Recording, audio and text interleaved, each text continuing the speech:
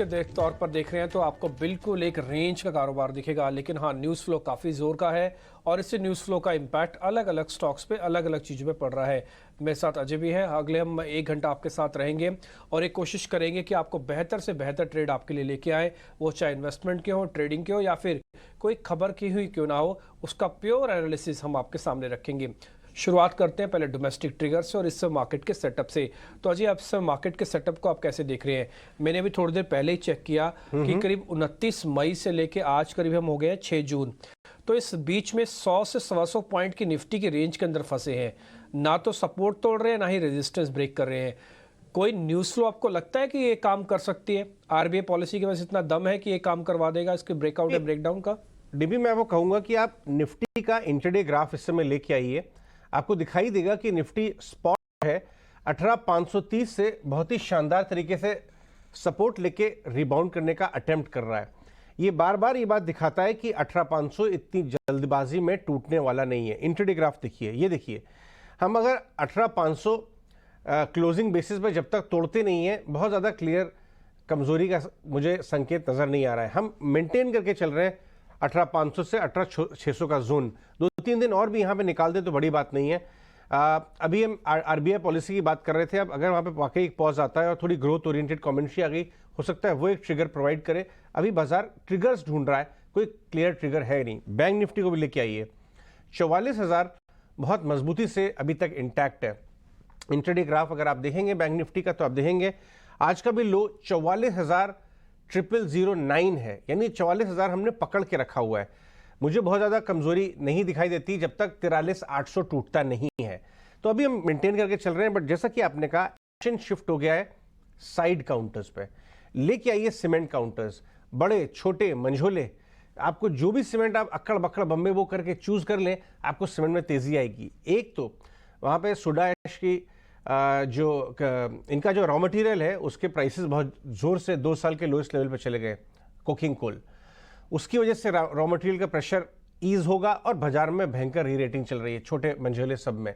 हमने देखा छोटे स्टॉक्स में सांगी, India cement bye out candidates की देखा जा रहा है, इनको वहां बाइंग हो रही है। और साथ में जीएसटी की मीट भी। रियल एस्टेट काउंटर्स में तेजी हो रही है। आज भी इंटरडे रियल एस्टेट इंडेक्स ने 52 वीक हाई मारा है। तो अगर आप राइट सेक्टर्स में हैं तो आपको बड़े अच्छे ट्रेड मिल रहे हैं। ये तो लॉन्ग ट्रेड की बात हो गई। शॉर्ट में आईटी में तबीयत से शॉर्ट हो रहा है, क्योंकि ईपीएम करके एक ग्लोबल कंपनी है, सॉफ्टवेयर इंजीनियरिंग सॉफ्टवेयर की कंपनी, उसने जोर से अपनी गाइडेंस काटी है। आपको डेज लो पे सारे आईटी के स्टॉक्स नजर आए तो सही। अगर आपको ट्रिगर मिल जाए अभी भी बढ़िया काम करने का है। बाजार में घोर मंदी नहीं है, थोड़ा साइडवेज टू कमजोर है बाजार। हमारे साथ गिरीश सुदानी जुड़ रहे हैं स्वास्तिका स्टॉक ब्रोकिंग से। राजेश पालिया भी हमारे साथ टेक्निकल से बात करने के लिए, और भी गेस्ट हमारे साथ जुड़ेंगे। गिरीश, मैं आपके पास आता हूं 2 ही मिनट में, जरा बाजार के टेक्निकल्स का एक बार जायजा हो जाए।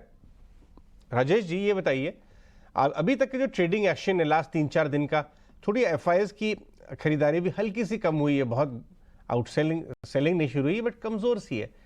आपको क्या लगता है, क्या लेवल्स आप वॉच कर रहे हैं, कैसे ट्रेड करेंगे? या आप इंडेक्स को भी ट्रेड ही नहीं कर रहे, आप एक्चुअली साइड काउंटर्स पे ज्यादा फोकस कर रहे हैं, इंडिविजुअल आइडियाज पे?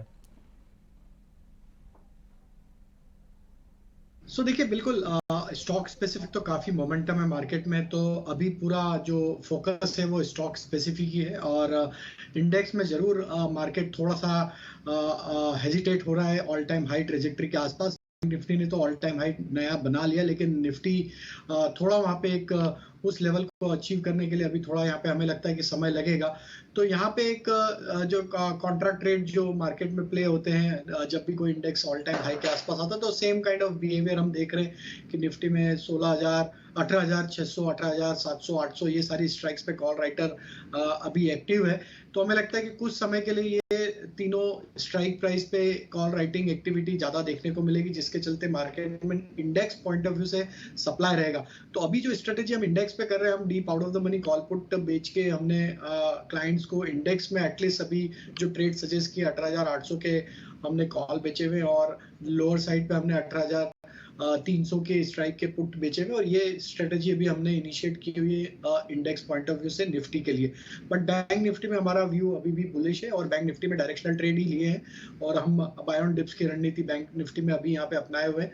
जब तक 43,900 के ऊपर ट्रेड करेंगे, जो भी डिप उसके नजदीक मिलती है वहां पे हम बाय करने की सलाह दे रहे हैं, और अपसाइड के टारगेट हम प्रोजेक्ट कर रहे हैं 44,800 तक के।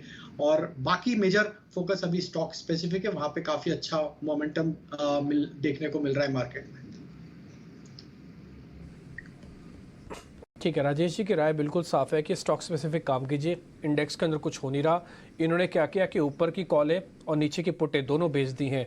अगर आप बेचोगे आपका मार्जिन थोड़ा ज़्यादा होना चाहिए। ये इंस्टीट्यूशनल से बेच सकते हैं, क्योंकि एक बार कॉल बेचने पर 1.25 लाख रुपये लगेगा, एक कॉल बेचने पर ही।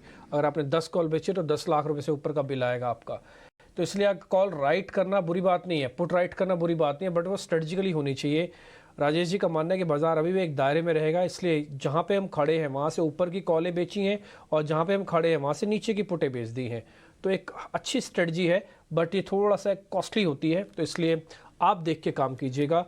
रही बात ये बैंक पे बुलिश है जब तक 43,900 ब्रेक नहीं होता।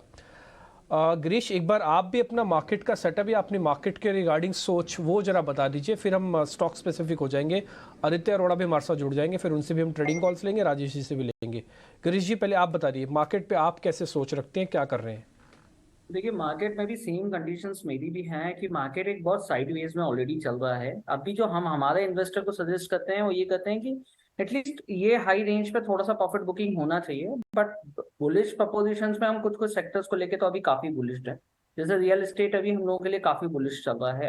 अपार्ट फ्रॉम दैट हमने हॉस्पिटैलिटी और cement sector as well as अभी हमने नए सेक्टर्स को इंट्रोड्यूस करा, दैट इज मोटर्स। तो हम अभी ऑटोमोबाइल सेक्टर्स के ऊपर भी काफी बाइंग करा रहे हैं। बट ये सारी प्रपोजिशंस वही हैं कि हम फंडामेंटली लॉन्ग टर्म व्यू और शॉर्ट टर्म व्यू दोनों के कॉम्बिनेशन को सेट करके कराते हैं। तो उस प्रपोजिशंस में हम बुलिश ही हैं। बट हाँ, ये जो है कि इतने हाई मार्केट के अंदर कहीं पे भी अगर आपकी अच्छी खासी प्रॉफिट है तो एटलीस्ट प्रॉफिट बुकिंग की थोड़ी बहुत चांसेस तो रहते हैं। एटलीस्ट कुछ प्रपोजिशन में आपको प्रॉफिट बुकिंग करना भी चाहिए। सीमेंट काउंटर्स में क्या चल रहा है आपके हिसाब से? वैल्यूएशन की बात करें, अभी हम थोड़ी देर में मानसी से ही बात करेंगे कि ट्रिगर्स क्या है, आज इतनी चौतरफा रैली क्यों देखने को मिल रही है। डॉक्टर साहब, सीमेंट गेनर्स दिखा दीजिए आप एक साथ एक गुच्छे में सारे सीमेंट काउंटर्स तो ज़्यादा अच्छे दिखाई देंगे। गिरीश, आपका टॉप पिक सीमेंट में क्या है इस समय? कौन से स्टॉक पे आप ज़्यादा कंफर्टेबल हैं? सबके नतीजे कमज़ोर थे, अभी किस भाव से क्या लेंगे आप गिरीश? देखिए, अभी अगर मेरे टॉप पिक पे देखा जाए तो मुझे ग्रासिम सीमेंट्स अभी इस लेवल पे भी काफी अच्छा दिखता है। अगर कोई धीरे धीरे बाइंग करके शुरू करना चाहे तो यहाँ से भी बहुत अच्छा मोमेंटम है। देखिए, रिजल्ट्स ठीक थे, मिक्स मैच थे रिजल्ट्स के अंदर, तो रिजल्ट्स को प्रपोजिशन पे तो नहीं करेंगे, बट हाँ, जो ग्रोथ अपॉर्चुनिटी है वो काफी अच्छी है। एक्सपांशन मोड पे ऑलरेडी चल रही है, रीस्ट्रक्चरिंग भी करी थी इन लोगों के। अभी नए जो क्वार्टर नंबर्स थे, अगर number quarter on quarter basis पे भी देखे जाए तो नंबर इतने भी बुरे नहीं थे। कहीं पे भी हमको ऐसा लगता है कि ग्रासिम एक लेवल है जहां पे आपको आज भी बाइंग करने की अपॉर्चुनिटी दिख जाएगी। हमारे साथ मानसी आ चुकी हैं। मानसी कुछ रिसर्च करके लाई हैं, काफी डीप डाइव किया उन्होंने कि सीमेंट में एक चौतरफा रैली के क्या ट्रिगर्स हैं, बताइए मानसी। अजय, रिसर्च तो मैंने की है, लेकिन पकड़ा तो इसको आपने कल से ही है। इनफैक्ट सीमेंट सेक्टर पर आप बातचीत कर भी रहे थे, और आज तो अगर देखें मिड कैप स्मॉल कैप हो चाहे हैवी वेट्स हो, हर तरफ काफ़ी मजबूती नजर आ रही है। और सबसे बड़ी चीज़ जिस पर फोकस होना चाहिए वो है कच्चे माल की कीमत, यानी कि रॉ मटेरियल प्राइसेस जो सस्ते होते हुए दिख रहे हैं। पेटकोक, इंटरनेशनल कोक की जो प्राइसेस हैं उनमें हम देख रहे हैं 2 साल के निचले स्तर पर ट्रेड्स इस वक्त नजर आ रहे हैं। अजय, सितंबर 2021 से सबसे निचले स्तरों पर 14.6% का डिप देखने को मिला है, और मई में कोकिंग कोल की कीमतें जो है $9 प्रति टन गिरी है। तो औसत दाम $198 पर टन हो जाते हैं। क्लियरली ये प्राइसेस का कम होना एक सबसे बड़ा तो है ही, और इसके अलावा डिमांड ट्रेंड इंटैक्ट है, और खबरें ये भी है कि सीमेंट की जीएसटी में कटौती हो सकती है। खबरें आ रही है, संभावनाएं हैं, लेकिन 28% से 18% अगर हो जाता है तो it's a win win cement कंपनियों के लिए भी और कंज्यूमर्स के लिए भी। तो ढेर सारे फैक्टर्स, ट्रिगर्स हैं जो कि सीमेंट के लिए प्ले आउट कर रहे हैं। लेकिन ताजा खबर यह है कि अंतर्राष्ट्रीय कोल और पेटकोक की कीमतों में गिरावट है। राइट, ठीक है, एक बार टेक चेक ले लेते हैं। फंडामेंटल रीजंस आपको इन्होंने बताए, मानसी ने और गिरीश से बात की। एक मिड कैप और एक स्मॉल कैप, राजेश जी बताइए कौन सा बेट किया जाए? यहां से भी थोड़ी तेजी हो गई है, लेकिन टॉप से नीचे है। हमारे साथ आदित्य भी आ गए, भाई वाह। आपकी टाई तो बहुत ही शानदार लगा रही है। आप स्टॉक पिक्स लेके आइए, अभी लौटते हैं आपके पास। पहले राजेश से जरा सीमेंट के काउंटर्स पूछ लें। बताइए राजेश। तो अजय जी देखिए, मुझे यहाँ पे जो स्टॉक अट्रैक्टिव लग रहा है टेक्निकली, तो उसमें मेरी पिक्स में आज की पिक में अंबुजा सीमेंट भी है। और मुझे लगता है कि जिस तरीके से अंबुजा सीमेंट में बेस फॉर्मेशन करके ये स्टॉक अब यहाँ पे रिवर्स साइन यहाँ पे daily weekly monthly time frame पे बता रहा है, हमें लगता है अंबुजा सीमेंट में ये मोमेंटम फर्दर एक्सटेंड होगा। अभी ट्रेडिंग पॉइंट ऑफ व्यू से तो मुझे लगता है 485 490 तक की अपसाइड यहाँ पे शॉर्ट टर्म में ही आते हुए दिख सकती है। बट हमें लगता है कि अब ये स्टॉक अगर 430 के ऊपर बना रहा तो इसके नेक्स्ट टारगेट जो पोजिशनली आ सकते हैं वो 500 प्लस के टारगेट भी इसमें आगे आने वाले दिनों में देखने को मिलेंगे। तो काफी बड़े करेक्शन के बाद अब ये 4th कंसेक्यूटिव मंथ है स्टॉक में, अब जहाँ पे एक अच्छा रिकवरी का ट्रेंड बनते हुए दिख रहा है। और हमें लगता है ये रिकवरी फर्दर एक्सटेंड होगी और अपने पुराने हाई की तरफ भी वापस ये स्टॉक बढ़ सकता है। तो अंबुजा सीमेंट हमें लगता है यहाँ पे फोकस में रखना चाहिए। दूसरा सीमेंट स्टॉक की अगर मैं बात करूँ तो उसमें मुझे लगता है कि यहाँ पे इंडिया सीमेंट पे फोकस करना चाहिए। इंडिया सीमेंट में भी देखें तो एक करेक्शन के बाद अब स्टॉक अपने 200 डे मूविंग एवरेज को वापस से रीगेन करने में यहाँ पे कामयाब हुआ है और एक मल्टीपल सप्लाई जोन का ब्रेकआउट भी यहाँ पे वीकली टाइम फ्रेम पे आते हुए दिखा है। तो हमें लगता है इंडिया सीमेंट को यहाँ पे फोकस में रखना चाहिए। ये स्टॉक में भी हमें लगता है कि हायर साइड में 260-65 की तरफ बढ़ने का पोटेंशियल है। करंट लेवल से 205 रुपए के आसपास के स्टॉप लॉस रखे जा सकते हैं। ओके ठीक है, तो आपका इंडिया सीमेंट भी आ गया। आप कह रहे हैं अंबुजा आपकी ट्रेडिंग कॉल्स में भी था, आप ये भी बता रहे हैं और बता रहे हैं अंबुजा सीमेंट अब अडानी ग्रुप का है, तो अडानी ग्रुप के से एक शेयर निकला है और दूसरा इंडिया सीमेंट है। आगे बढ़ते हैं, अब आदित्य से उनकी जरा ट्रेडिंग कॉल्स पता कर लेते हैं। आदित्य, आपके trading calls. Very good afternoon Dimpy ji. मेरे ट्रेडिंग कॉल्स रहेंगे, जाइडस वेलनेस पहला स्टॉक रहेगा, उसको 1504 में बाय किया जा सकता है। 1430 का स्टॉप लॉस और 1630 और 1690 का target. Second stock cement space से ही रहेगा, अजय सर बात कर रहे थे और काफी अच्छा ऑब्जर्वेशन रहता है उनका हर चीज के बारे में, चाहे वो मेरी टाई हो या सीमेंट स्टॉक्स हो। तो अल्ट्राटेक जो मार्केट लीडर है काफी अच्छा चार्ट बना रहा है, तो उसे 8083 पे बाय किया जा सकता है। 7750 का स्टॉप लॉस रहेगा और 8500 से 8800 का टारगेट रहेगा। और JSL जो मेटल पैक से है, हम देख रहे हैं जो कैपिटल इंटेंसिव सेक्टर है, चाहे वो सीमेंट काउंटर्स हो गए या रियल एस्टेट हो गया या मेटल, सब में अच्छा ट्रैक्शन दिख रहा है। तो अभी इसमें बड़ी मूवमेंट आ सकती है। तो मेटल काउंटर में से JSL को 298 में बाय किया जा सकता है, 275 का स्टॉप लॉस और 340 और 370 का टारगेट। 340 पहला लक्ष्य, उसके बाद 370 तक भी जाने के यहाँ पर चांसेस, 300 के लेवल्स पर 275 का स्टॉप लॉस। लेकिन Rajesh ji, all time high के लेवल्स पर डिफेंस स्टॉक्स, कल से ही हम इसका जिक्र कर भी रहे हैं, इस पर बातचीत भी कर रहे हैं। Hindustan Aeronautics, Bharat Dynamics, Mazagon Dock, ये सारे के सारे स्टॉक्स में देखिए जबरदस्त मजबूती है। अब क्या ये कह सकते हैं कि इतना चल चुके हैं जिनकी एग्जिस्टिंग पोजीशन है, उनके लिए कोई अपॉर्चुनिटी पार्ट प्रॉफिट बुक करने की, या फिर एग्जिस्टिंग पोजीशन को बिल्कुल इंटैक्ट रखें, क्योंकि नई पोजीशंस के लिए तो अब वक्त शायद या अपॉर्चुनिटी निकल गई है? आप क्या कहेंगे? तो मानसी जी देखिए, ये सेगमेंट में अगर हम देखें तो मोस्ट ऑफ द स्टॉक्स वापस अपने एक ऑल टाइम हाई ट्रेजेक्टरी की तरफ बढ़ते हुए दिख रहे हैं। और जिस तरीके से ये सारे ही स्टॉक्स में अगर हम देखें तो एक करेक्टिव मूव के बाद वापस से जिस तरीके से स्ट्रेंथ लौटी है यहाँ पे और वापस अपनी ऑल टाइम हाई ट्रेजेक्टरी को रिज्यूम किया है, तो हमें लगता है कि ये ट्रेंड फर्दर और एक्सटेंड होते हुए दिखेगा और ये रैली इन स्टॉक्स में आगे आने वाले महीनों में भी कंटिन्यू होते हुए दिखेगी। तो हमें लगता है कि बने रहना चाहिए। भारत डायनामिक्स की बात करें तो हमें लगता है जब तक ये स्टॉक 1050 के नीचे वीकली क्लोज नहीं देता है, कोई भी छोटे मोटे गिरावट में इसको भी ऐड करते रहना चाहिए। और जिस तरीके के इसके ओवरऑल सेटअप बने हुए, हमें लगता है ये स्टॉक में पोटेंशियल है, 1300-1400 रुपए की तरफ हमें बहुत जल्द बढ़ते हुए दिखेगा। मझगांव डॉक में भी काफी बड़ा ब्रेकआउट यहाँ पे वीकली टाइम फ्रेम पे आते हुए दिखा। स्टॉक ने अपने वापस से जो प्रीवियस स्विंग हाई थे दिसंबर 2022 के, उसको सरपास किया है वीकली बेसिस पे। तो हमें लगता है कि यहाँ पे भी एक अच्छा राउंडिंग बॉटम फॉर्मेशन बना के स्टॉक ने वीकली सेटअप पे ब्रेकआउट दिए। तो ये स्टॉक का भी हमें लगता है कि नेक्स्ट टारगेट जो बन सकता है वो करीब 1200-1250 की तरफ आते हुए दिख सकता है, जिनके पास पोजीशनें बने रहना चाहिए। 985 के आसपास के स्टॉप लॉस अब ट्रेल कर लेने चाहिए हायर साइड पे।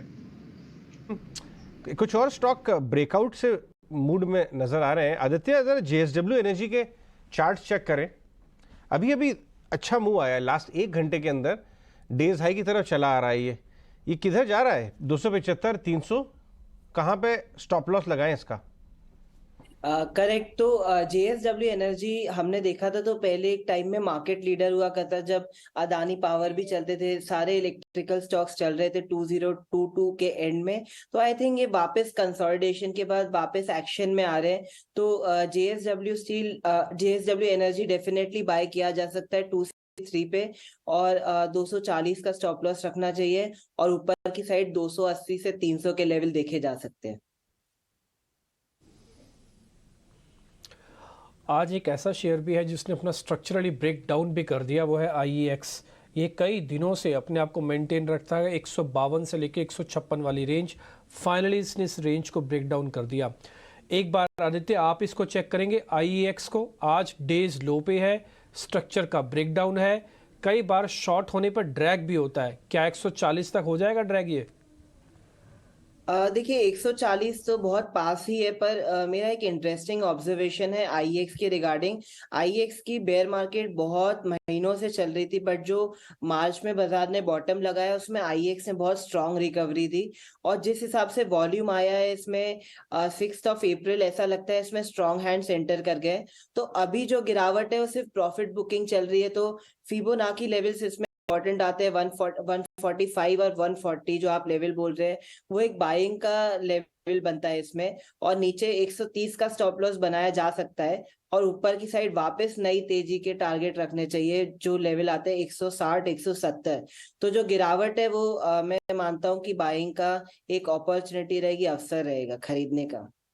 तो इस गिरावट को अपॉर्चुनिटी समझो, इस गिरावट में खरीदारी की राय बनती हुई इंडिया एनर्जी एक्सचेंज पर बन रही है। लेकिन इस बीच कीस्टोन रियल्टर्स, इस कंपनी के मैनेजमेंट से आज सुबह ही हमने बातचीत की थी, और किस तरह से ये कंपनी में अच्छा खासा एक्शन दिख रहा है। इनफैक्ट अगर आप देखेंगे जिस तरह के developmental plans, of course real estate एक फ्लेवर तो बनता हुआ दिखा ही है, लेकिन कीस्टोन रियल्टर्स इन पर्टिकुलर अगर आप देखें अच्छी मजबूती, अच्छे डेवलपमेंट्स देखने को मिले हैं। इस वक्त करीब 8% की तेज़ी है। अगर 6 महीने के चार्ट्स देखेंगे इतनी मजबूती नहीं थी, तो पिछले 6 महीने में ही स्टॉक ने काफ़ी अच्छा रिएक्ट दिखाया है। क्रिसल ने ताज़ा नोट रियल एस्टेट पर भी निकाला था, और इस ताज़ा नोट का भी ये कहना है कि इस वक्त रियल एस्टेट सेक्टर जो है वो काफ़ी अच्छा, काफ़ी एक्टिव नजर आ रहा है। गिरीश, कीस्टोन रियल्टर्स ही नहीं, all in all real estate space पर भी आप अपनी राय दीजिए, और कीस्टोन रियल्टर्स अगर इस स्टॉक को भी आप ट्रैक करते हैं, आप अपना रुख रख सकते हैं। ऑलरेडी एक रेंज में चल रहा था, बट इस रेंज के बाद काफी अच्छी तरीके से इसका मूवमेंट निकल के आया है। अगर हम देखें तो उनके जो नए नंबर्स, मैनेजमेंट कमेंट्रीज हैं, वो भी स्ट्रांग रहती है, तो उस वजह से भी एक real estate stocks already move में थे, तो इस वजह से भी इनके जो क्वार्टर नंबर देखे जाए तो 85% का इन्होंने नेट प्रॉफिट में अब जंप दिया है। Q4 के अंदर उन्होंने ऑलरेडी अपने नए 5 प्रोजेक्ट्स उठाए हैं, 3,430 करोड़ रुपए ऑलरेडी इन पोर्टफोलियोज में आए हैं। कहीं ना कहीं ये सारे प्रपोजिशंस भी बहुत प्लस काउंट्स कराते हैं स्टॉक्स के अंदर, इस वजह से ये स्टॉक्स काफी अच्छा मूव में है। बट हाँ, ये जो है कि ये स्टॉक्स को अगर कोई बाय करता है, अगर किसी के पास होल्ड रखा तो वो होल्ड रहने दे, क्योंकि ये स्टॉक मुझे कहीं पे भी 650, 700 की एक रेंज दिखाई देता है अगले 6 महीने के टाइम पे। एक और शेयर है राजेश जी, जरा आप वो चेक करेंगे, इप्का लैब। आज मेरे टर्मिनल पे जहाँ मैं शीट्स बना रखे उसके अंदर कुछ फ्रेश लॉन्ग पोजीशंस बनती हुई दिख रही हैं इसके अंदर। ये शेयर थोड़ा चल सकता है, फार्मास्यूटिकल में बहुत सेलेक्टिव होना होगा। एक बार जरा आप इप्का लैब को चेक कर लीजिए, आपको ठीक दिख रहा है। आज डेज हाई पे भी है अभी ये। और डिस्क्लेमर रहेगा, ये हमने हमारे क्लाइंट्स को रिकमेंड भी किया है मॉर्निंग में। टेक्निकल सेटअप अगर डिस्क्राइब करें तो थर्ड कंसेक्यूटिव वीक है, स्टॉक में हायर हाई लो फॉर्मेशन बनते हुए दिख रहे हैं। स्टॉक एक ओवरसोल्ड ट्रेजेक्टरी से एक अच्छा रिकवरी का ट्रेड यहाँ पे बनाते हुए दिख रहा है। कल के सेशन में भी काफी अच्छी शॉर्ट कवरिंग यहाँ पे बनते हुए दिखी थी, और आज जो फ्रेश यहाँ पे लॉन्ग बिल्टअप बना है क्लियरली दिखाता है कि स्टॉक में एक रिकवरी फर्दर एक्सटेंड होते हुए दिखेगी। अब ये स्टॉक ऑलमोस्ट अपने मूविंग एवरेज को भी पेनिट्रेट करते हुए दिख रहा है। हमें लगता है आज के मूव में ये क्लियरिटी हो गई है कि स्टॉक अब यहाँ से फर्दर 770 780 की तरफ बढ़ता हुआ दिखेगा। तो जिन्होंने भी पोजीशन लिया या करंट लेवल पे भी बाय कर रहे हैं, अब यहाँ पे स्टॉप लॉस जो हम सजेस्ट करेंगे करीब होगा 725 का। अपसाइड के टारगेट 770 780 की तरफ आते हुए दिख सकते हैं इसमें पोजिशनल बेसिस पे। ओके, तो चलिए रहा है इस वक्त आपको मिलती हुई इतका लैब 780 तक के लक्ष्य देखने को मिल सकता है। 741 यानी कि दिन के उच्चतम स्तर पर इस वक्त ऑलरेडी ट्रेड कर रहा है 2% की तेजी के साथ। मेटल और माइनिंग से जुड़ी कंपनियों के लिए एक बड़ी खबर आ रही है। सरकार मिनरल्स की कीमतें तय करने के नियमों में कुछ बदलाव करने वाली है। क्या है एक्सक्लूसिव खबर, आइए सारी की सारी डिटेल्स जानते हैं प्रकाश प्रियदर्शी से। प्रकाश, बताइए इस सेगमेंट से जुड़ी एक्सक्लूसिव खबर क्या है? देखिए, माइनिंग कंपनीज के लिए राहत की खबर है। दरअसल सरकार ने यह फैसला किया है कि मिनरल्स के लिए एवरेज सेल प्राइस के कैलकुलेशन का जो मौजूदा मेथड है, जो तरीका है, उसमें बदलाव किया जाएगा। नए तरीके के हिसाब से एवरेज सेल प्राइस कैलकुलेट करते समय रॉयल्टी के ऊपर रॉयल्टी जो है वो चार्ज नहीं किया जाएगा और इससे संबंधित बदलाव की तैयारी जो है माइंस मिनिस्ट्री ने शुरू कर दी है। जो मौजूदा मिनरल कंसेशन रूल 2016 है उसमें अमेंडमेंट किया जाएगा और इससे संबंधित बदलाव की शुरुआत जो है वो कर दी गई है। हम ये भी जानकारी मिल रही है कि इससे जो इंपॉर्टेंट मिनरल्स हैं, चाहे वो आयरन ओर हो, मैग्नीज हो, क्रोम हो या दूसरे मिनरल्स हो, उसकी कीमतें भी आने वाले दिनों में कम हो सकती है। माइंस मिनिस्ट्री ने कमेंट्स भी इनवाइट किए हैं जो हाई पावर्ड कमेटी है उसकी सिफारिशों के ऊपर। जैसा कि आपको पता है कि सरकार ने एक हाई पावर्ड कमेटी का गठन किया था इसके मसले पर और कमेटी ने ये सिफारिश की है कि रॉयल्टी ऑन रॉयल्टी चार्ज करना रेवेन्यू अर्जित करने के लिए ये गलत है और इससे जो है ऑक्शन वैल्यू में कमी आती है, साथ ही साथ जो इन्वेस्टर्स हैं उनका सेंटीमेंट भी खराब होता है। लिहाजा कमेटी ने ये सिफारिश की है कि बिना रॉयल्टी का जो sale price, average sale price है वो निर्धारित की जाए, क्योंकि ऑलरेडी सेल वैल्यू में रॉयल्टी जो है वो शामिल है। लिहाजा जो इंडियन ब्यूरो ऑफ माइंस है उसको ये सिफारिश की गई है, उसे ये कहा गया है कि जब भी वो अगले महीने के लिए एवरेज सेल प्राइस निर्धारित करे तो उसमें रॉयल्टी को शामिल न करे। इससे एक तरफ जहां जो एनोमलीज हैं प्राइस फिक्सेशन में मिनरल्स की जहां बात करें वो खत्म होगी, साथ ही साथ जो रिटेल प्राइसेस है मिनरल्स के उसमें भी कमी लाने में मदद मिल सकती है। हमें जानकारी मिल रही है कि इससे संबंधित जो फाइनल प्रपोजल है वो जल्द ही माइंस मिनिस्ट्री कैबिनेट को भेजने वाला है और उसके बाद इस बदलाव को लागू किया जाएगा। शुक्रिया आपका हमारे साथ जुड़ने के लिए। तो एवरेज सेलिंग प्राइस के फॉर्मूला में बदलाव की खबरें यहाँ पर आ रही है। दरअसल एवरेज सेलिंग प्राइस तय करते समय रॉयल्टी को नहीं जोड़ा जाएगा, ये ताज़ा खबर इस वक्त मिलती हुई। मेटल कंपनियों के लिए इस वक्त ये बड़ी खबर है। मेटल इंडेक्स पर एक बार जायजा लेते हैं। ऑलमोस्ट हम देख रहे हैं एक डाउनटर्न, बिकवाली का दबाव आज मेटल स्पेस में निफ्टी मेटल इंडेक्स में नजर आ रहा है। आधे % तक की गिरावट है और हाईएस्ट मार्जिन कॉन्ट्रैक्शन तो हम देख ही चुके हैं। राजेश जी, मेटल स्टॉक्स पर आपका आउटलुक क्या है? तो मानसी जी, देखिए मेटल स्टॉक्स में देखें तो सारे स्टॉक्स में एक रिकवरी का ट्रेड देखने को मिला था पिछले दिनों में, लेकिन आज थोड़ा हायर साइड पे एक दबाव जरूर बनते हुए दिख रहा है। बट अगर हम ओवरऑल एनालाइज करें तो हमें लगता है कि अभी भी यहाँ पे स्ट्रेंथ तो बनी हुई है।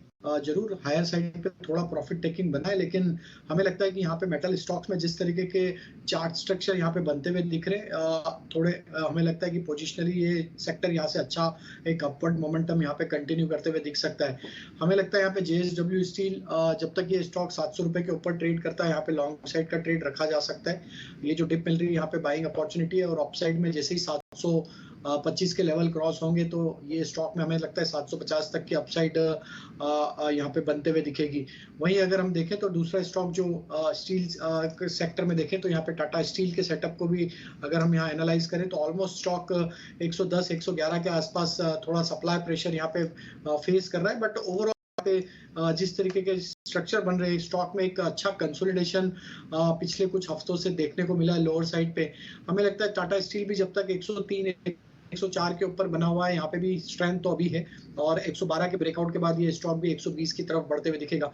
तो मेटल स्पेस में जरूर एक प्रॉफिट टेकिंग हुई है, लेकिन ये अपॉर्चुनिटी है वापस से डाउन साइड में बाय करने की, क्योंकि रियल एस्टेट आज इंडेक्स भी फ्रेश 52 वीक हाई लगाया। मैक्रोटेक लेके आइए, आदित्य आनंद राज लेके आइए, 160 का भाव हो गया, और अब कोल्टे पाटिल लेके आइए। तीनों के चार्ट चेक करके हमें बताएं सबसे मजबूत स्टॉक कौन सा आपको नजर आता है आदित्य? मैक्रोटेक, अनंत राज, कोल्टे। चार्ट अनंत राज का लगता है, क्योंकि आप देखें तो ये आउटराइट आउट परफॉर्मर रहा है, इसको मार्केट करेक्शन से भी इतना फर्क नहीं रहा है। और कई बार कुछ सेक्टर्स में बुल मार्केट चालू होती है तो इतनी गिरावट भी आपको देखने को नहीं मिलती, और वही आगे जाके मार्केट लीडर्स बनते हैं। तो अनंतराज एक क्लासिकल एग्जाम्पल है उसका, कि जहाँ पे मार्केट में इतनी गिरावट दिख रही थी, इसमें रिलेटिव स्ट्रेंथ दिख रही थी, तो अभी 160.50 पे भी एक अच्छी बाइंग अपॉर्चुनिटी दिखती है और ऐसा लगता है कि आगे तेजी और कंटिन्यू हो सकती है। और इन केस रियल एस्टेट का सेक्टर का आउटलुक इम्प्रूव होता है तो इधर एक्सपोनेंशियल ग्रोथ मिल सकती है। इक्का दुक्का शेयर और भी ऐसे हैं जहां पर आज अच्छी खरीदारी हुई है। उसमें से डिफेंस का एक शेयर है हिंदुस्तान एरोनॉटिकल्स। एक बार आदित्य, इस पे आपका रिकमेंडेशन। HAL एक सेकंड राउंड में किसी को अगर बाय करना हो, देखिए एक राउंड की तेज़ी तो निकली है जिन्होंने पार्टिसिपेट नहीं किया, लेकिन कोई अगर नए सिरे से नए तरीके से जांच पर रख रहा शेयर्स को, तो हिंदुस्तान एरोनॉटिकल्स के अंदर और कितनी बढ़त हमको एक्सपेक्टेड है कि मिल जाएगी? इसमें मैं डिस्क्लेमर देना चाहूंगा, मैंने अपने क्लाइंट्स को 2 दिन पहले ही इसमें बाय रिकमेंडेशन दिया था। अभी ये वापस स्टॉक तेजी बरकरार कर रहे हैं, तो अगेन ये वो कैटेगरी के स्टॉक्स है जैसे डिफेंस, फर्टिलाइजर, रेलवे, ये उस कैटेगरी के काउंटर्स है जहाँ पे एक market leader kind of rally sector में देखने को मिल रही है। हर वक्त गिरावट में बाइंग आ जाती है और डिफेंस में नए नए हाई बनते रहते हैं। तो मुझे लगता है कि शॉर्ट टर्म में हो सकता है कि ओवर एक्सटेंडेड है, बट लॉन्ग टर्म में मुझे लगता है कि इसमें काफी अच्छी खासी तेजी मिल सकती है, क्योंकि ये मार्केट लीडर की तरह एस्टैब्लिश हो गया है। जहाँ पे मार्केट में आपको गिरावट दिख रही है, यहाँ पे रिलेटिव स्ट्रेंथ दिख रही है। तो मुझे लगता है स्टॉक में बड़ा दमखम है मीडियम टर्म में। डिफेंस में अगर कोई नाम सबसे पहले जहन में आता है तो वो हिंदुस्तान एरोनॉटिक्स लिमिटेड है। लेकिन auto components and equipment space में महिंद्रा CI के चार्ट्स को एक बार पुल अप करते हैं। और ये स्टॉक राजेश जी 350 के लेवल से चलना शुरू हुआ और उसके बाद महज 5 महीनों में करीब 70% के रिटर्न्स दिए हैं। एक महीने के रिटर्न्स भी देखें, मजबूती नजर आई है और आज के सत्र में आप देखिए करीब 6-7% तक की तेजी दिखा रहा है महिंद्रा CI। बिल्कुल मानसी जी, काफी स्ट्रॉन्ग चार्ट स्ट्रक्चर है और स्टॉक में अगर हम देखें तो मंथली सेटअप के हिसाब से थर्ड कंसेक्यूटिव मंथ है जहां पे स्टॉक एक अच्छा अप ट्रेंड डिस्प्ले करते हुए दिख रहा है। ओवरऑल अगर हम इसके लॉन्ग टर्म सेटअप देखें तो स्टॉक मंथली सेटअप के हिसाब से एक अप स्लोपिंग चैनल में ट्रेवल करते हुए दिख रहा है, जो क्लियर दिखाता है कि ये एक स्टॉक एक लॉन्ग टर्म सेटअप के हिसाब से एक अप ट्रेंड को यहाँ पे रिज्यूम करते हुए दिख रहा है। हमें लगता है बिल्कुल बने रहना चाहिए जिनके पास पोजीशन है। जिस तरीके के स्ट्रक्चर है, हमें लगता है ये स्टॉक के नेक्स्ट टारगेट जो पोजिशनली आ सकते हैं 540-550 की तरफ, करंट लेवल से छोटी मोटी डिप में ऐड किया जा सकता है। डाउन साइड के स्टॉप लॉस जो होंगे वो करीब होना चाहिए 465 के आसपास। 5 स्टार बिजनेस का जरा चार्ट लेके आई है। 5 स्टार बिजनेस NBFC है, रिजल्ट अच्छे आए थे और स्टॉक में सेलिंग बहुत थी और 500 रुपये का लो बना के स्टॉक 580-90 पे वापस आता हुआ नजर आ रहा है। आज भी 3-4% ऊपर है। इसका प्रीवियस हाई 600 रुपये के करीब हुआ करता था। आदित्य, जरा इसमें देख के बताइए, क्या इसके अंदर एक बेट ली जा सकती है?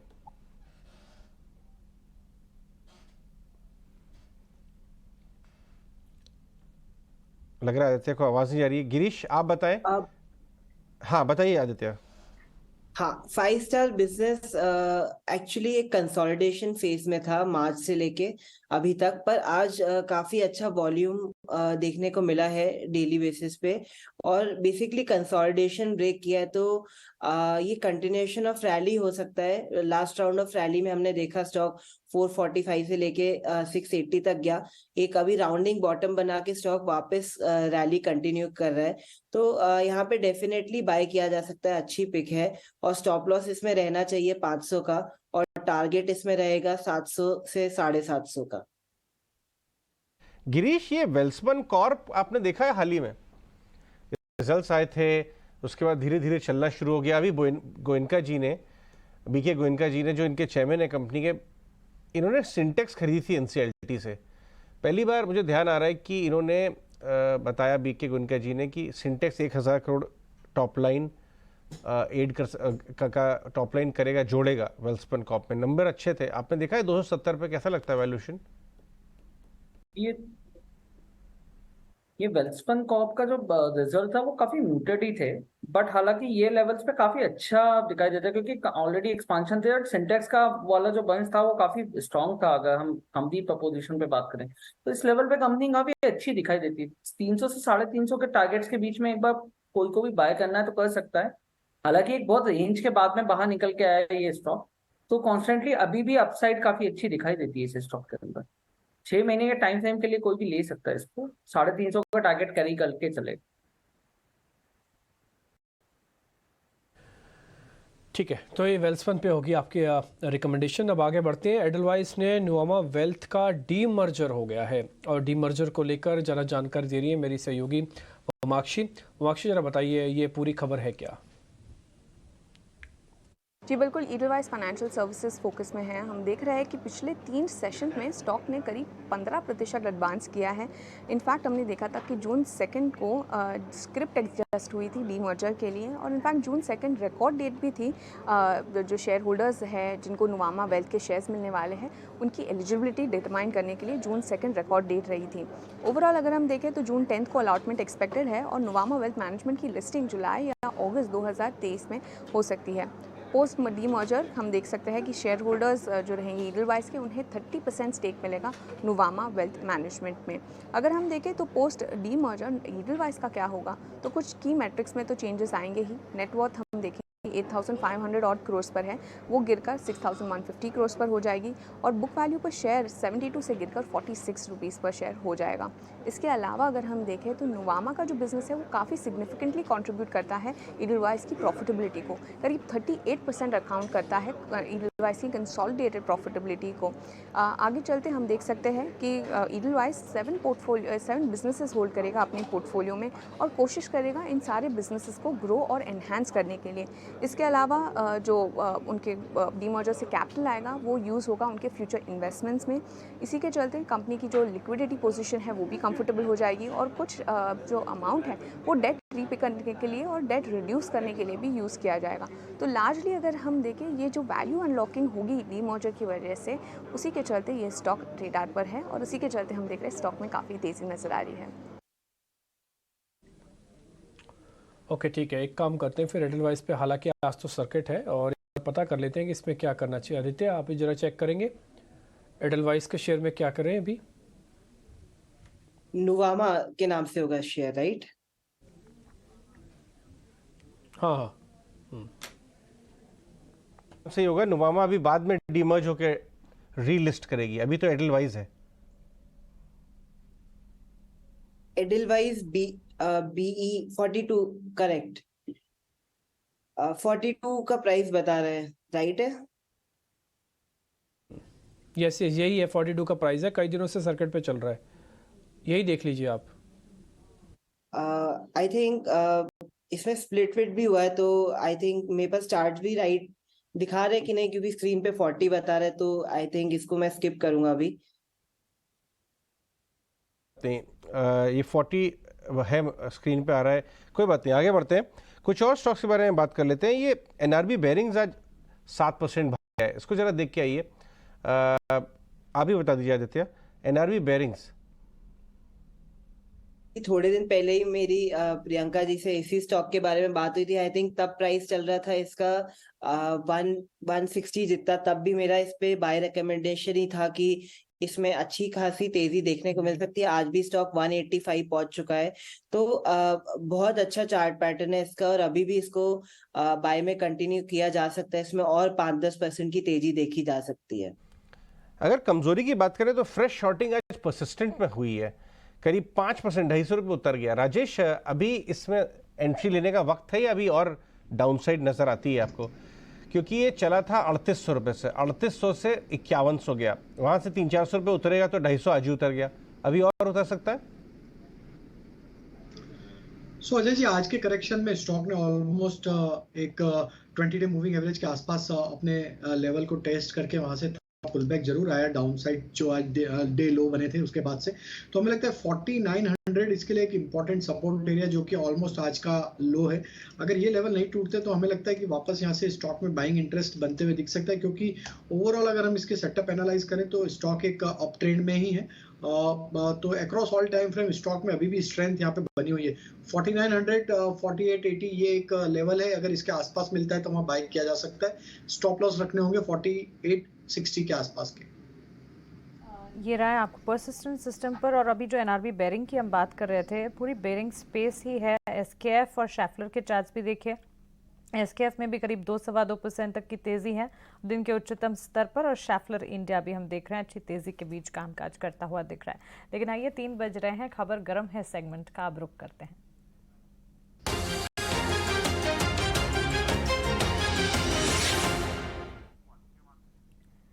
शरद, खबर गर्म है सेगमेंट में कल आपने HBL पावर सिस्टम्स का जिक्र किया था और ये स्टॉक ने तो देखिए आज क्या धमाका किया है, 10-11% की तेजी।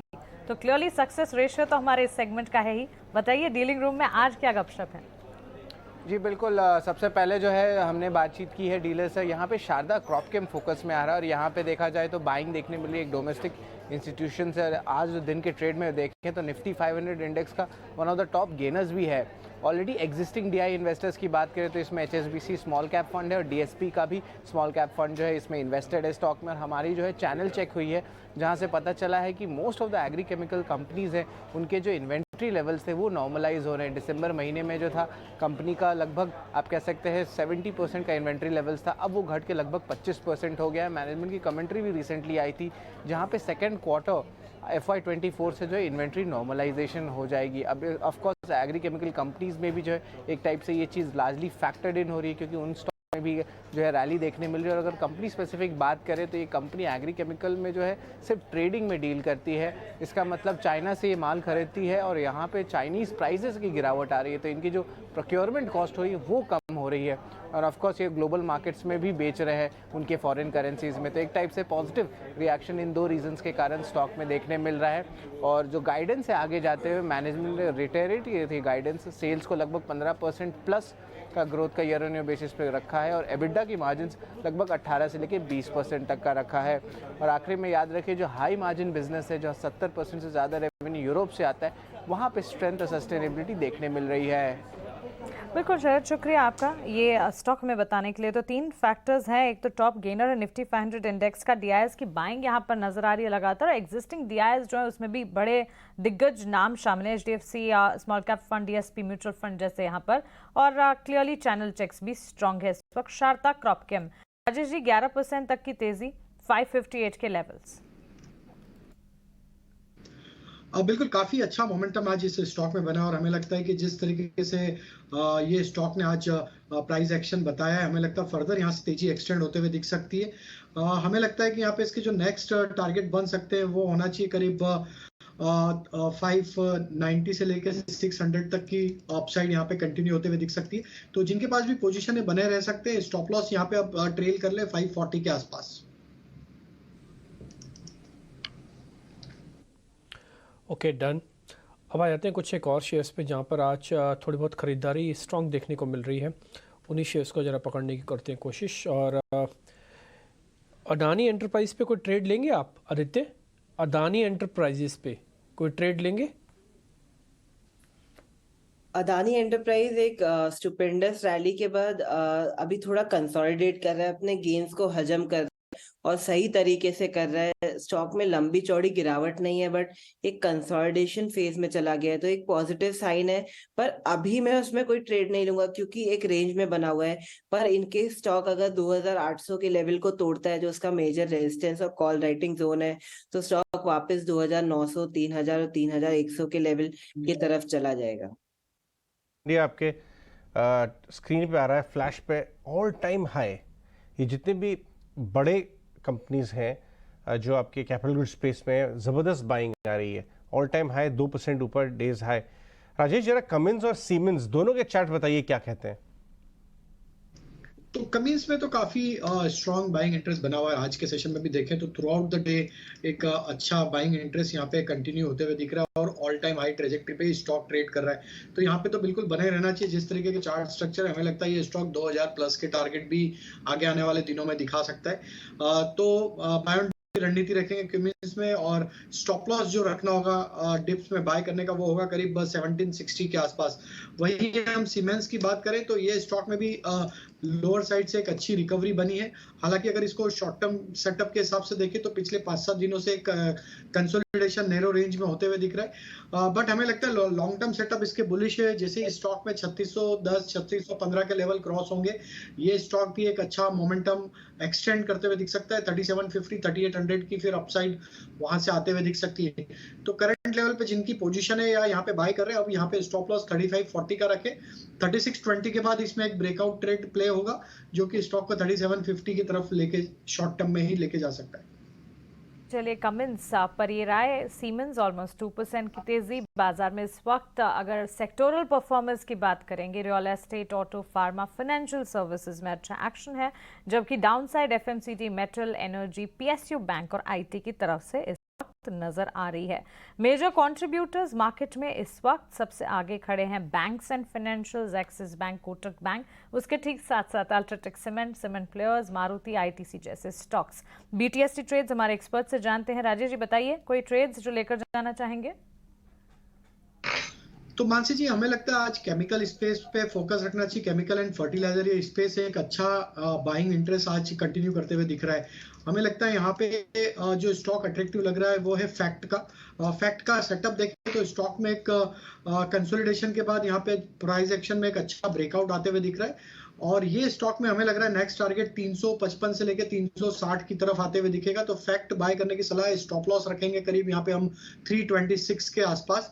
जो दूसरा स्टॉक हमें यहाँ पे अट्रैक्टिव लग रहा है एफ&ओ स्पेस से, वो है Aditya Birla fashion retail, ABFRL का। स्टॉक में एक बड़े करेक्शन के बाद स्टॉक में वीकली सेटअप के हिसाब से एक फॉलिंग ट्रेंड लाइन का यहाँ पे ब्रेकआउट आते हुए दिख रहा है, और स्टॉक में जिस तरीके से लास्ट 2 वीक में लोअर साइड से एक अच्छा एक्यूमुलेशन होते हुए दिखा, ये स्टॉक में हमें लग रहा है ये रिवर्सल और एक रिकवरी का ट्रेड 220-225 की तरफ बढ़ते हुए दिखेगा।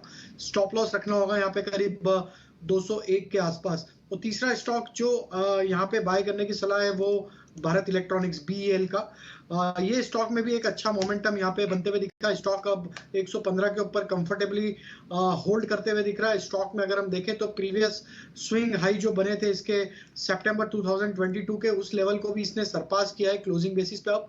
तो हमें लगता है कि यहाँ पे BEL को बाय करना चाहिए। छोटी मोटी डिप में ऐड करें, 114 के आसपास स्टॉप लॉस होगा, टारगेट होंगे करीब 130 तक के। ओके ठीक है, अलग अलग स्टॉक्स आपको काफ़ी बता दिए। गिरीश, ये पावर कंपनीज के अंदर चर्निंग हो रही है। जैसे IEX का ना सर्किट का ब्रेकडाउन, माफ़ कीजिए, एक सेगमेंट है उसने ब्रेकडाउन कर दिया, 152 153 वाली रेंज को छोड़ा, डेज लो पे आ गया। आप जस्ट इसका उलट देखेंगे ना तो एक टाटा पावर नाम की कंपनी है, वहाँ पर देखेंगे तो वो एक स्ट्रक्चरली मजबूत कंपनी हो चुकी है अब, क्योंकि वो 210 के ऊपर बैक टू बैक ट्रेड कर रही है। मैं तो ये सिर्फ आपको टेक्निकल सेटअप बता रहा था। वैसे आप टाटा पावर पे क्या व्यू रखते हैं? आज हल्की मुनाफा वसूली है बट स्ट्रक्चर स्ट्रांग है, जब तक 210 वापस नहीं तोड़ता ये।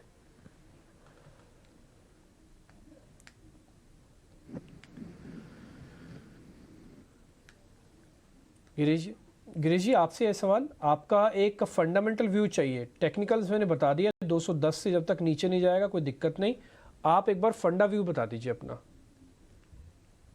फंडामेंटल व्यू भी बहुत स्ट्रांग है इसका टाटा पावर का। जैसा सेम है कि ये बात सही है कि 210 208 का जो एक रेंज है वो काफी स्ट्रांग रहा है। अपार्ट फ्रॉम दैट, अगर कंपनी के फंडामेंटल के प्रपोजिशन से बात करी जाए तो ऑलरेडी ईवी पावर सेक्टर्स में काफी स्ट्रांग प्रपोजिशन कंपनी रही है ये। हम इस टारगेट से कहीं पे भी 240 से 250 का एक रेंज डेफिनेटली दिखाई देता है अगले 6 महीने के टाइम फ्रेम के लिए। एक शेयर मेरे को आपसे और पता करना है, वो है नेल्को, NELCO। एक बार आप जरा चेक करेंगे, आपकी लिस्ट में है ये, आप इसको कवर करते हैं गिरीश जी? नहीं, नेल्को मैं यूजुअली ट्रैक नहीं करता हूँ। आज काफी अच्छा हाइक दिया है बट ये मेरी ट्रैकिंग लिस्ट में नहीं है।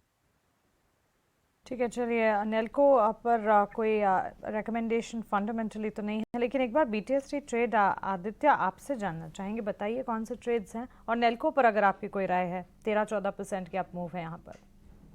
नेल्को में बहुत अच्छा वॉल्यूम पार्टिसिपेशन आने लगा है। हर एक मेटल काउंटर में आज आप देखें तो एक नए तेजी की शुरुआत हो गई है ऐसा लग रहा है। चाहे आप मेटल्स की बात करें, फिर सीमेंट की बात करें और रियल एस्टेट की बात करें, तो ये तीनों सेक्टर अभी लाइमलाइट में रहेंगे और रडार पे रखना चाहिए। नेल्को शॉर्ट टर्म के हिसाब से अवॉइड किया जा सकता है क्योंकि थोड़ा भाग चुका है, बट अगर नजरिया 1-2 महीने का है तो 720 पे बाय किया जा सकता है और 570 का स्टॉप लॉस रहेगा और टारगेट 800 के रहेंगे। और BTST की अगर मैं बात करूं आइडिया, तो मुझे ओबरॉय रियलिटी पसंद आ रहा है। रियल एस्टेट सेक्टर में अभी लीडिंग चार्ट्स है, इसके बुलिश पैटर्न बना रहे हैं और वॉल्यूम पार्टिसिपेशन अच्छा मिल रहा है, तो 991 में इसको बाय किया जा सकता है। 950 का स्टॉप लॉस रहेगा और 1030 से 1060 का टारगेट रहेगा। दूसरा मुझे एक्सिस बैंक पसंद आ रहा है। बैंकिंग स्पेस में मुझे लगता है अगर नेक्स्ट स्टेज ही चालू होगी या कोई लीड करेगा तो वो एक्सिस बैंक ही है, तो एक्सिस बैंक को 969 में बाय किया जा सकता है। इसमें स्टॉप लॉस रहेगा 940 का और टारगेट रहेगा 1000 का। कुछ BTS हमारे दोनों टेक्निकल एक्सपर्ट्स की तरफ से, लेकिन बाजार कर रहा है रिकवरी अटेम्प्ट। और इस वक्त अगर आप देखेंगे निफ्टी में करीब 80 अंकों की रिकवरी आप देख रहे हैं। दिन के निचले स्तरों से 18,612 के लेवल्स, 18,600 के पार इस वक्त निफ्टी फिर से ट्रेड करता हुआ बढ़िया सी कैंडल बनी, अच्छी खासी रिकवरी इस वक्त आप देख रहे हैं। बैंक निफ्टी के चार्ट्स भी एक बार लेकर आते हैं। मिड कैप को देखें, करीब 200 अंकों की रिकवरी वहां पर भी दिन के निचले स्तरों से नजर आ रही है। और बैंक निफ्टी में यहाँ पर भी 44,230 के लेवल्स पर करीब 123 अंकों की मजबूती। इस रिकवरी में पार्टिसिपेंट्स हैं बैंक्स, फाइनेंशियल, सीमेंट, ये सारे के सारे पार्टिसिपेंट्स हैं। Real estate sector of course जहां से काफ़ी हद तक मेजरली सपोर्ट मिलते हुए दिख रहे हैं। लेकिन कुछ और काउंटर्स जो कि निफ्टी नेक्स्ट कैटेगरी के हैं, जहां पर अच्छा एक्शन आप देख पाएंगे इस लिस्ट में। सीमेंट, डिफेंस के अलावा अब अगर आप देखें जोमेटो के चार्ट्स हैं जो कि लगातार कुछ सेशन से 1-1.5% की मूव आज भी दिखा रहे हैं, कुछ सेशन से अच्छा एक्शन भी है, हालांकि ऊपरी स्तरों से वहां बिकवाली है। टोरेंट फार्मा को देखिए, आधे से 1% तक की तेजी। Rajesh ji, pharma, health care, diagnostic, डिफेंसिव्स के अलावा भी अब तो प्ले आउट करते हैं, क्या राय होगी? बिल्कुल, तो फार्मा स्पेस में जैसे कि हमने जिक्र किया, एक इप्का लैब पे तो हमारा व्यू बुलिश ही था, वहाँ पे एक रिकवरी का ट्रेड बन रहा है और टोरेंट फार्मा में भी आज एक अच्छा बाइंग इंटरेस्ट बना है। Most of the pharma stock, Sun Pharma को भी देखें तो वहाँ पे भी एक अच्छा मोमेंटम कंटिन्यू होते हुए दिख रहा है। टोरेंट फार्मा में हमें लग रहा है कि यहाँ पे 2 दिन की एक प्रॉफिट टेकिंग के बाद वापस स्टॉक में एक बाइंग इंटरेस्ट यहाँ पे बनते हुए दिख रहा है और स्टॉक में अब यहाँ पे 1740 ये एक इमीडिएट स्टॉप लॉस का लेवल होगा। अगर इसके नीचे नहीं फिसलता है तो स्टॉक में नेक्स्ट टारगेट इसका करीब बनना चाहिए 1900 रुपए की तरफ। तो टोरेंट फार्मा पे व्यू हमारा बुलिश है। और वहीं फार्मा स्पेस पे इप्का लैब हमारा एक स्टॉक है जो भी हमें अट्रैक्टिव लग रहा है। सन फार्मा पे भी फोकस किया जा सकता है फार्मा स्पेस पे, यहाँ पे भी एक अच्छा मोमेंटम हमें लगता है एक्सटेंड होते हुए दिख सकता है। 1050 तक की अपसाइड हम प्रोजेक्ट कर रहे हैं इसमें शॉर्ट टर्म में। ठीक है, इरकॉन इंटरनेशनल के चार्ट आदित्य एक बार देखें, 3.25% के मूव्स यहाँ पर देखने को मिल रहे हैं। 82-83 के स्तर पर ये स्टॉक ट्रेड करता हुआ एट डे हाई इस वक्त, अच्छी खासी मजबूती। सिविल कंस्ट्रक्शन स्पेस इंटरनेशनल, जैसे हमने बात करी अभी कि रेलवे सेक्टर भी एक अच्छा मार्केट लीडर रहा है, फर्टिलाइजर रहा है और डिफेंस रहा है, तो इरकॉन में भी अगर कंसोलिडेशन लेवल ब्रेक होते हैं जो 86 का रेजिस्टेंस है तो इसमें बाय किया जा सकता है और उस वक्त में स्टॉप लॉस रहेगा 80 और टारगेट रहेगा 90 से 95। ओके, ठीक है। तो रेलवे काउंटर इरकॉन पे भी ध्यान रखें, अच्छी क्लोजिंग देखे जा रहा है 3%। आज सुबह एक हमारे मेहमानों ने IRCTC भी दिया था, तो रेलवे काउंटर के अंदर वापस कहीं ना कहीं बज़ है कुछ। आगे बढ़ते हैं। अब हर्ष मेरे सहयोगी मेरे साथ जुड़ रहे हैं। आपको मालूम ही है कि 3 दिन की बैठक शुरू हो चुकी है और वर्डिक्ट आ जाएगा थर्सडे को। क्या वर्डिक्ट आ सकता है इस बार, बताने के लिए हर्ष मेरे साथ जुड़े हैं। हर्ष ने पूरी रिसर्च की है, पोल इनफेक्ट किया है पूरा। तो एक बार हर्ष जरा बताइएगा कि चांसेस कितने हैं कि इस बार पॉज आएगा या फिर रिडक्शन भी हो सकता है इंटरेस्ट में? रिडक्शन की संभावना कम है, बट पॉज ये हमारा कंसेंसस व्यू है। सारे इकोनॉमिस्ट के साथ बात करके लग रहा है कि RBI वापस पॉज करेगा ये पर्टिकुलर मीटिंग के बाद भी। अब जब हम फैक्टर्स को देखें तो इन्फ्लेशन 4.7% पे आया है। ऑफ कोर्स बेस हायर था। 2022 अप्रैल में इन्फ्लेशन ने एक टॉप बनाया था। इंडियन इन्फ्लेशन लास्ट 3-4 ईयर्स का एक टॉप है 7.8% का। तो अप्रैल 2023 of course year on year number देखें तो स्लाइटली कम आया है, जो कि एक बड़ी रिलीफ नहीं है क्योंकि वो हायर बेस पे था। पर फिर भी एक पॉजिटिव लेते हुए कम आया है। दूसरी बात है कि सारे global central banks rate pause currently कर रहे हैं, या तो इनफैक्ट अब रेट घटाने की भी एक कमेंट्री, एक टाइप ऑफ पोटेंशियल की बातें चल रही है।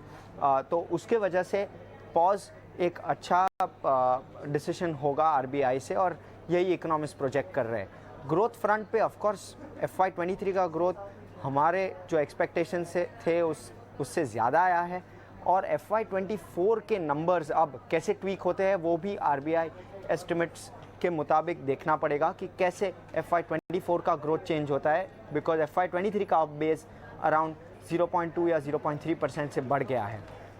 तो ये चीज़ पे नज़र रहेगी। आगे जाके इन्फ्लेशन कैसे इवॉल्व होता है। ऑयल $70 पर बैरल के आसपास अभी भी, WTI ब्रेंट $75 के आसपास। तो क्या आरबीआई अपने इन्फ्लेशन प्रोजेक्शंस चेंज करेगा और ग्रोथ पे ज़्यादा फोकस लाएगा, तो वो एक बातचीत करने के लिए वो एक क्रिटिकल फैक्टर होगा। और लास्टली सिस्टम लिक्विडिटी कैसे इवॉल्व होगी आगे जाके। VRRR काफ़ी कर रहा है आरबीआई, तो सिस्टम में से वो काफ़ी लिक्विडिटी सकआउट भी कर रहा है, पंप इन भी कर रहा है करेक्ट टाइम्स पे, तो वो भी कैसे इवॉल्व होता है। ये तीनों चार चीज़ पे नज़र रहेगी मार्केट की। इंटरेस्टिंग, काफ़ी इंटरेस्टिंग। आप दो चीज़ों पे ज़्यादा फोकस कर रहे हैं। मेरा भी यही मानना है कि इस बार इंटरेस्ट रेट को छोड़ दो, इस बार आप ग्रोथ पे क्या बोल रहे हैं और इन्फ्लेशन पे क्या बोल रहे हैं वो ज़्यादा इंपॉर्टेंट हो जाएगा। इंटरेस्ट रेट को छोड़ दीजिए, आप रेपो रेट को छोड़ दीजिए। रेपो रेट में तो कोई बदलाव नहीं हो रहा, और हम आपके सामने एक पोल करके भी बता रहे हैं कि रेपो रेट बढ़ेंगे, तो जवाब है नहीं, और वो 100% लोगों का है। मान लीजिए 10 से पूछा गया, 20 से पूछा गया, 50 से पूछा गया, 50 के 50 लोगों ने ये बात बोली कि नहीं, कुछ नहीं बढ़ने जा रहा। ज़्यादा इंपॉर्टेंट है ये जो इस प्लेट आपकी स्क्रीन पे चल रही है, इन्फ्लेशन के अनुमान में क्या किसी तरह का कोई बदलाव होगा। दूसरा अगली प्लेट आएगी ग्रोथ वाली, यहाँ पे ग्रोथ लिखा है, परसेंटेज लिखा है। इंपॉर्टेंट होगा कि उन दोनों के स्टांस को लेकर आरबीआई गवर्नर क्या बात रखते हैं। खैर हम थोड़ा आगे बढ़ते हैं। गिरीश, ये मार्केट ने डिस्काउंट कर लिया आरबीआई के इस तरह के वर्डिक्ट को कि इस बार पॉज आ रहा है, या फिर अभी होना बाकी है? आपकी कैलकुलेशंस क्या कहती हैं? देखिए, डिस्काउंट तो कर लिया है, क्योंकि अब हमारे बाजार को कोई एक ट्रिगर चाहिए कि एटलीस्ट कुछ तो रहेगा। जैसे देखा गया कि ऑलरेडी जो इंडस्ट्रियल डेटा आया वो इंडस्ट्रियल डेटा अच्छा था, बट नाउ अब हमें कुछ और अच्छे न्यूज की जरूरत है कि एग्जैक्टली हम आगे क्या फोकस कर रहे हैं, हमारे नेक्स्ट मूव्स क्या रहेंगे। तो ये कहीं ना कहीं एक बस ट्रैकिंग है कि आरबीआई की गवर्नर का क्या स्पीच रहती है, उसके ऊपर सब कुछ डिपेंडेंसी रहेगी, उसी का बाजार एग्जैक्टली वेट कर रहा है। तो चलिए, ये राय और क्रेडिट पॉलिसी पर खास नज़र ज़रूर रहेगी। आज से शुरू हो चुकी है 3 दिवसीय बैठक, और 8 तारीख को होगी आरबीआई की क्रेडिट पॉलिसी। लेकिन आगे बढ़ते कुछ और स्टॉक्स जहां पर एक्शन है। एंजल वन के चार्ट्स, राजेश जी, ये प्लेटफॉर्म स्टॉक्स में अच्छा एक्शन आज नजर आ रहा है। एंजल वन तो पिछले 5 दिनों में करीब 15% चल चुका है। 5 ट्रेडिंग सेशंस के ही लेवल्स हैं जहां पर हम देख रहे हैं एंजल वन के चार्ट्स जो हैं अच्छी खासी मजबूती। 1278 के लेवल से आप देख रहे हैं इस वक्त 1445 के स्तर। बिल्कुल मानसी जी, स्टॉक में एक अच्छा मोमेंटम बना है, और पिछले 2-3 ट्रेडिंग सेशन में स्टॉक ने एक अपने मल्टीपल सप्लाई जोन का भी ब्रेकआउट किया। स्टॉक अब कंफर्टेबली 200 डे मूविंग एवरेज के ऊपर अपने आप को सस्टेन करते हुए दिख रहा है। तो ओवरऑल स्टॉक में एक बेस बना के स्टॉक में ब्रेकआउट ऑलरेडी हो चुका है। हमें लगता है कि अब ये स्टॉक जब तक 1370-75 के ऊपर ही रहेगा, तो नेक्स्ट इसके जो टारगेट बन सकते हैं वो करीब आना चाहिए 1520 से लेके 1550 की तरफ। 1520 और उसके बाद 1550 तक के टारगेट्स भी यहाँ पर नजर आ सकते हैं। इसके अलावा कुछ और शेयर्स जहाँ पर अच्छी खासी मजबूती, आरवीएनएल के चार्ट्स हम देख रहे हैं। राइट्स लिमिटेड देखिए तेजी है। स्मॉल कैप इंडेक्स में भी आज हम देख रहे हैं स्टॉक स्पेसिफिक मूव्स ढेर सारे बनते हुए। यूटीआई एएमसी करीब 4% की तेजी के साथ, और फर्टिलाइजर स्पेस में फैक्ट का चार्ट लेकर आते हैं 7% के अप मूव फैक्ट के स्टॉक में। आदित्य, क्या इस चार्ट को आप ट्रैक करते हैं? हम देख रहे हैं ऑलमोस्ट 332 के स्तर पर ये स्टॉक ट्रेड कर रहा है। बिल्कुल मैं ट्रैक करता हूँ। जैसे मैंने पहले भी बोला कि फर्टिलाइजर एक मार्केट लीडर है, और सबसे बड़ी तेजी आपको फैक्ट में देखने को मिली थी 100-200% की कुछ लास्ट महीनों में। तो इस तरीके का मूव इस तरीके से नहीं आता। जब स्ट्रॉन्ग इंस्टीट्यूशनल इंटरेस्ट बनता है तभी ऐसी तेजी देखने को मिलती है। और इस तरीके के इंस्टीट्यूशंस छोटी मोटी तेजी के लिए नहीं खेलते, पर बड़ी तेजी के लिए खेलते, बड़ी ग्रोथ स्टोरी के लिए खेलते। तो मुझे लगता है अगर आप चार्ट पैटर्न भी देखेंगे तो उतने ही बुलिश पैटर्न बन रहे हैं। अभी एक sort of cup and handle pattern बनाने के प्रोसेस में स्टॉक, और शॉर्ट टर्म कंसोलिडेशन से बाहर निकला है, तो 332 पे बाय किया जा सकता है इसको, और 290 का स्टॉप लॉस लगाना चाहिए, और 400 से 450 के टारगेट रखने चाहिए।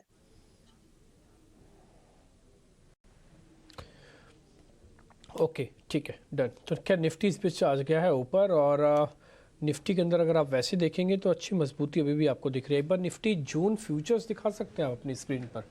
मैं उसमें एक पॉइंट आपको नोटिस करवाना चाहता हूँ। निफ्टी के जून फ्यूचर्स, निफ्टी स्पॉट वाली नहीं, अगर निफ्टी के जून फ्यूचर्स दिखा पाए तो वो आपको अभी भी ना लाल निशान में दिखेगा। हमारे पास काफ़ी अच्छा प्रीमियम्स था, लेकिन वो प्रीमियम हम धीरे धीरे करके अब थोड़ा कम भी कर रहे हैं, वो आपको दिख जाएगा। खैर इस बीच जब फायर होगा तब आपको दिखेगा वो स्क्रीन पर।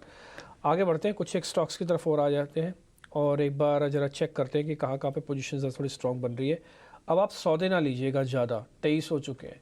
अब आपको बस सिर्फ शांति से बैठ के देखना है, समझना है कि मार्केट के अंदर क्या हुआ है। कल है आपकी कॉल राजेश सर बहुत अच्छी जा रही है, आपके क्लाइंट्स ने ली है। अभी आप फैक्ट्स के बारे में बता रहे थे और आदित्य भी फैक्ट के बारे में बता रहे हैं कि दोनों को ये शेयर अच्छा लग रहा है, क्लोजिंग इन दोनों की अच्छी हो रही है। एक और शेयर चेक करेंगे आप सर? मेरे को लग रहा है फिर से ना डिक्सन अब कमज़ोर होने जा रहा है। बहुत स्ट्रॉन्ग मूवमेंट इसके अंदर आ चुकी थी, एक बहुत स्ट्रॉन्ग पुल बैक इसके अंदर आया। एक बार जरा डिक्सन टेक्नोलॉजीज को राजेश सर आप चेक करेंगे, जिनके पास भी शॉर्ट कवरिंग का आया हुआ धन है वो एक बार बुक करें और बाहर निकल आए इससे। अब हाँ देखिए डिम्पी जी, काफी बड़ी रैली स्टॉक में हमने देखी पिछले कुछ 2-3 हफ्तों में, तो थोड़ा प्रॉफिट टेकिंग जरूर यहाँ पे आते हुए दिखेगा, तो थोड़ा प्रॉफिट जरूर बुक करना चाहिए। अगर डाउनसाइड में वापस ये स्टॉक अपॉर्चुनिटी देता है टुवर्ड्स 3750 3700 के आसपास, तो वापस री इंटर किया जा सकता है। बट अभी एक बार के लिए जरूर जिन्होंने लोअर साइड पे एंट्री किया है वो सलाह ये रहेगी कि एक बार प्रॉफिट बुक करें, क्योंकि स्टॉक में काफी बड़ी रैली हमने पिछले कुछ दिनों में देखी और ऑलमोस्ट एक सप्लाई जोन के पास से ही में वापस यहाँ पे प्रॉफिट टेकिंग आते हुए दिख रहा है। तो हमें लगता है कि जब तक अब स्टॉक 4000 के लेवल वीकली क्लोजिंग बेसिस पे क्रॉस नहीं करेगा, थोड़ा यहाँ पे सप्लाई आता हुआ दिखेगा, तो थोड़ा प्रॉफिट बुक करने की सलाह है यहाँ पे। ओके डन, ठीक है। एक दो शेयर और जरा देखते हैं जहाँ पर मूवमेंट थोड़ी स्ट्रॉन्ग हमको मिल रही है। एक बार कोटक महिंद्रा बैंक पे आप देख सकते हैं अपनी स्क्रीन पर। आदित्य एक बार आपके रिकमेंडेशन, इसको BTST करें या छोड़ दूं? कोटक महिंद्रा बैंक आपने बहुत अच्छा ढूंढा है। बैंकिंग सेक्टर में 2 स्टॉक लीड कर रहे हैं, एक है एक्सिस बैंक और दूसरा कोटक बैंक। तो डेफिनेटली कोटक बैंक के साथ आगे बढ़ा जा सकता है 1964 पे, और स्टॉप लॉस लगाना चाहिए 1919 का, और ऊपर की साइड टारगेट देखे जा सकते हैं 1980 से 2000। ओके, ऑटो एंसिलरी शेयरों में भी अच्छा एक्शन दिखा है। मुंजाल शोआ, राणे मद्रास, GNA एक्सेल, ये सारे के सारे स्टॉक्स को एक बार देखते हैं। अच्छी तेजी के बीच ड्यूरिंग द डे तो कर रहे थे। मुंजाल शोआ में अभी 11% के मूव है। Rajesh ji, auto ancillary space में आपकी राय? तो देखिए ऑटो सेक्टर तो ऑलरेडी एक बुलिश ट्रेंड में यहाँ पे हमें पिछले कुछ हफ्तों में बना हुआ दिख रहा है, और ऑटो एंसिलरी में भी एक अच्छा अट्रैक्शन यहाँ पे बनते हुए दिख रहा है। काफी मिड कैप स्टॉक्स में एक अच्छा मोमेंटम आया है। जैसा कि अभी आपने बात किया मुंजाल से हुआ, तो यहाँ पे ये स्टॉक में भी देखें तो इसने अपने प्रीवियस स्विंग हाई जो इसके नवंबर 2022 के थे उसका आज अच्छा ब्रेकआउट यहाँ पे विथ वॉल्यूम एक्शन आते हुए दिखा। स्टॉक में एक बड़े करेक्शन के बाद यहाँ पे रिवर्सल के साइन आते हुए दिख रहे। तो हमें लगता है मुंजाल शोआ में यहाँ पे पोजीशन अगर जिन्होंने लिए लोअर साइड पे, अब स्टॉप लॉस को 116 के आसपास रखें, और जो ब्रेकआउट हुए वो दर्शाते हैं कि स्टॉक में 140 तक का मोमेंटम फर्दर एक्सटेंड होते हुए भी दिख सकता है। ठीक है आदित्य, एक बार एग्रो केमिकल स्पेस पर भी आप एक अपनी राय दीजिए। शारदा क्रॉप केम, धानुका एग्रीटेक 10 से 12% की चाल आज के सत्र में हम देख रहे हैं। आज इनफैक्ट ऐसा सेशन है जबकि साइडवेज स्पेस जिनका जिक्र ज्यादा नहीं होता है वो स्पेसेस अच्छा चल रहे हैं। इन स्टॉक्स पर क्या राय होगी?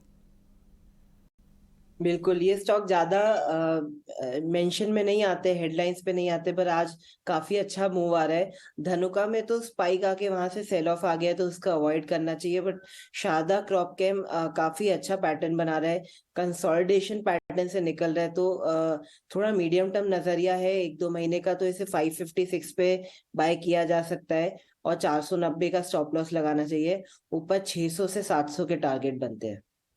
आपको मिलती हुई। लेटेंट व्यू एनालिटिक्स, कोई राय होगी? 2-2.5% की तेजी है राजेश जी।